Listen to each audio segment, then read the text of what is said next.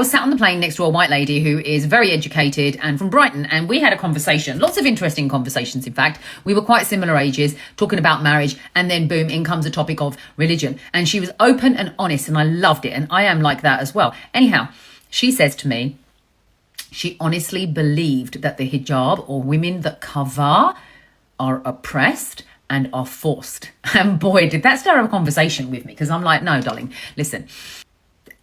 How many words have I got to say this? Like, I can tell you that I don't wear this because I was told to do it. Yes, it is a farz, as is my salah. My prayer is a farz, but it's not.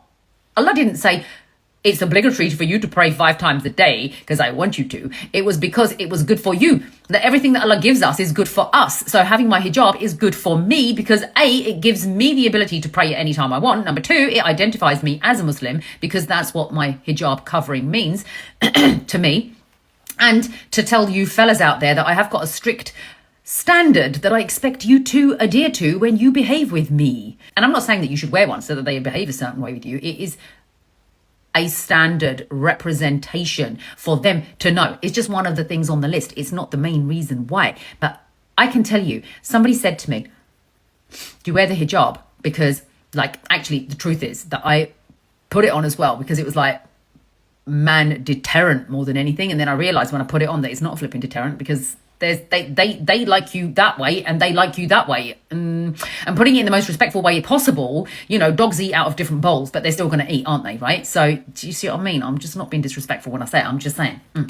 So I explained to her, there's a reason why I do it. Okay, yes, Allah said to me, it is a farz for me to do it, but it's for my benefit, for me, not because I have to do something. It's because Allah takes care and loves me and says, do this because this is going to be really good for you. And there's multiple reasons why it is.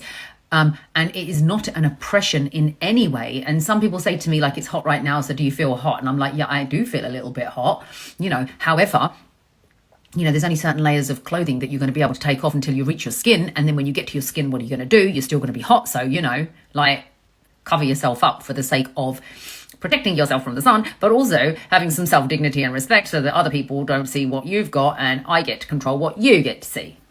We're living in a very ugly world right now, and they talk about fitna and they talk about men. And this guy I once spoke to was saying, I don't go to the gym during the day because there's too much fitna in the gym. And I'm like, and they're blaming fitna as the woman, the way that she is dressed. Right? Yes, they say you can look once, don't look twice, then the sin is on you. However, I get it when the guys come to it because you're just men after all, and it's getting worse for you right now. But don't blame the females for it. This is the era, the dunya that we're living in the phase that it exists.